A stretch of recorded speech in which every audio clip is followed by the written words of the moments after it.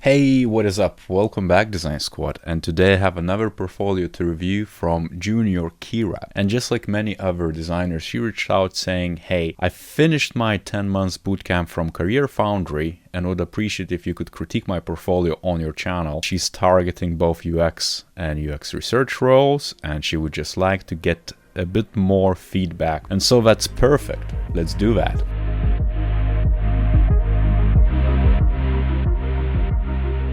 She's basically introducing herself as a UX designer and researcher. She has an About Me page, resume page, Get in Touch page, and I had a quick peek at the About Me page. She adds a bit more of a personality about her passion about traveling, things of that nature, which is great because as a junior, you have very little to show in terms of case studies. So might as well double down with other bits which introduce you as a person, your passion for design. She has a few different cases. One thing what stood out for me, she has one case and she did both research and design, and she split it into two segments, which to me was a bit hard to flip back and forth to understand what is what. So I would advise you to connect those two together. Research is extremely important in UX design. Even if you, for example, you're kind of open to UX research and design roles, doesn't matter. It would be good for hiring managers to understand the depth. And just in case they would overlook the research, it would be good to merge and tell a good story end to end. So let's first check the design case study and then gonna jump straight into research so we can kind of connect the dots ourselves. And it's a concept app about people who,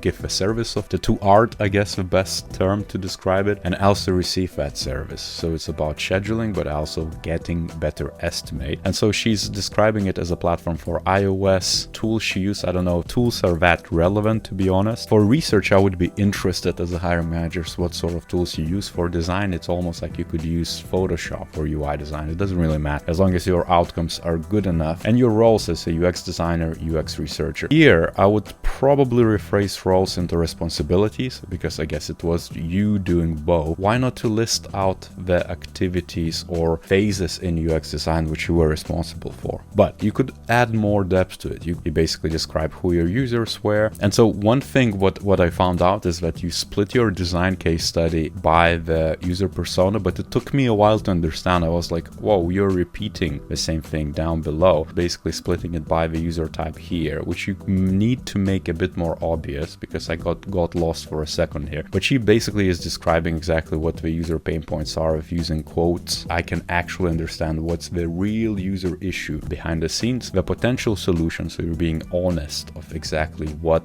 it is that is not out there, that this is what could solve those issues. And then you jump into designer sketches, feature outline, and then you also showcase the actual prototype, which I guess you use to user test in your user research, which we can cover in a bit. And then the next segment is your tattoo artist, basically, where you have the quotes again for tattoo artists, their sketches which answer their needs, and then another prototype. And then you list out lessons learned, which is basically the personal challenges in problem identification, wireframes, UI design. And in the next steps, you're basically saying that you need more data to accurately produce the pricing and then conduct more usability tests. But this is where I have a few big questions here. So we need to jump into user research for me to understand that it actually connects the dots. And this is, I guess, a testament that you probably need to merge the cases together. And so the research scope and something you did is really just a discovery, basically the areas, couple of methods you used. I would immediately ask, like, why is it just two methods? Didn't you support that with, let's say, some workshops, participatory design, things of that nature? And your research also, you already mentioned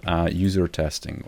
Why didn't you add it here, for example, as well? And so right off the bat, what stood out in the user research case for me was, how did you arrive at the criterion? You basically stated that you went back and forth to trying to define the problem space, but these are very, very specific. You obviously arrived at those somehow. Like, what was that background information? Usually in a project, in a professional environment, you would get that type of hint or kind of hypothesis from the business side saying, I think our users are these or our customers are these, and this is what we probably want to target. And you as a UX designer would then try to map it out and say, okay, let's talk to those people and understand if that's actually going to stick. So this step for me doesn't connect well. You need to preface it. How did you arrive to those? Then you went out and found 13 people, 3 different interviews. So I guess you followed up the survey with the data you found out of 3 people. I would question, why just 3? I guess here you're saying that there was just 1 to 2 artists, and then you had 2 customers or potential customers, I guess. This is where I would be like, you would probably need to talk to 3 of each minimum just to understand the outline of it, because 1 to 2 artists specific and equals 1 in the research, that's not good enough. I would guarantee that there are different behaviors, attitudes,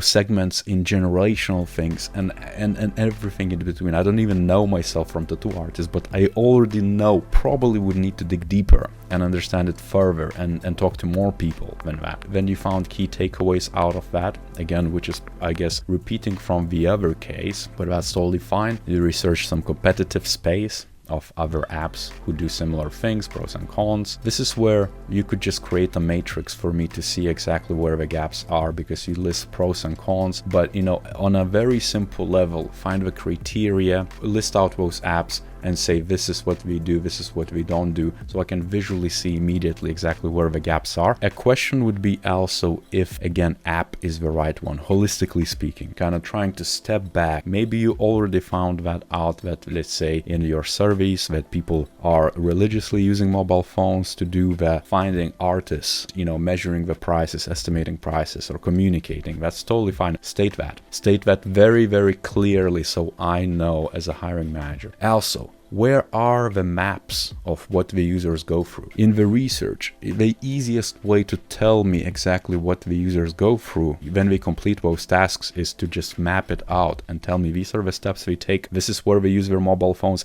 and that's why the new app, we can actually double down and help them out and replace those typical touch points with a better service, which could be an app or a website, or you name it, any other tool. And so you list out opportunities on a kind of like a UI level, which is great. I guess you go for features, but don't laser in just yet. Try to diverge and converge meaningfully. So explore more opportunities and a bigger picture before you narrow down for the app. New UX designers and junior designers tend to immediately think of, okay, what can I do about it in terms of technology and know about, which is apps. Apps are crap. Nobody needs a new app. Think about other ways. Think about something which would be meaningful for all the people involved. And of course, app could be that, but is it? Tell me that, show me that is actually for sure. And then you came up with a personas, which are free, which are, I guess, aligning with those users you talk to. But you have only 1 artist persona, you have 2 of a customer personas. Why? Is it just really 1 artist and all the artists are the same? I would want to know what was your thinking behind coming up. And if you don't list it in your portfolio, I might ask you in the interview. And also I would ask, what does that mean? Desktop 40%, mobile 60%. How are you going to use it? We use social media 85%. Is it their savviness? Is it how much time they spend? But this is too specific. Just tell that we use social media daily. Simple as that. Or tell that we use social media 5 hours a day, which you can find from surveys or you can find from actually just talking to them. You need to make it very simple and, don't go overboard over designing personas if you can't really use those bits. And then I guess this is where the design would come in. You then went to usability testing for that solution. You said about the scope, methodology. Oh, and now I see that you split it like that, which is totally fine. But again, it would be good to just have 1 case study which walks me through these bits, so I don't have to flip back and forth and connect the pieces together. As a hiring manager, I don't have that time to connect 2 different bits. You need to do that for me. And usability testing, the goals. So you define what the goals are, the artists, and you test it again. And you test it with 6 people, only 1 to 2 artists, which is to me again is a big question mark. You know the Nielsen Norman Group standard of 3 to 5 people answering most of the usability issues? I would do that for each of the segments, not just one segment, and then adding just one person additionally. That would definitely be an improvement, and your findings would actually be very, very different. And then you showcase the changes, exactly what was before, I guess, what's after, how did it improve. And now I have a question for you. As a designer who's asking advice from hiring manager, do you expect me to evaluate you as a UX researcher or a designer, or both?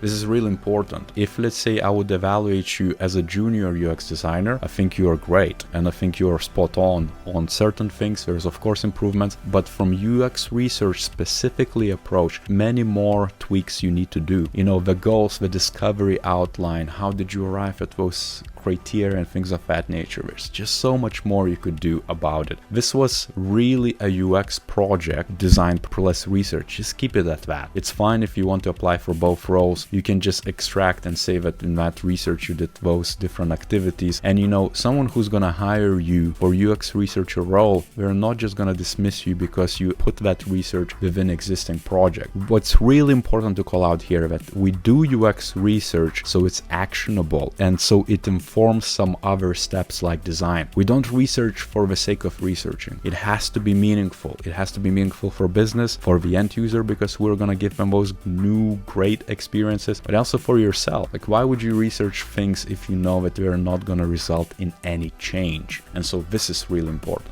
Other than that, I think the portfolio is great. And so for everyone else, if you like this video, give a like, sub to this channel. If you want me to review your portfolio just like I did giving you some constructive feedback, make sure to just email me or leave a comment down below. Be explicit that you want me to do that publicly. And on that note, I'll see you next time.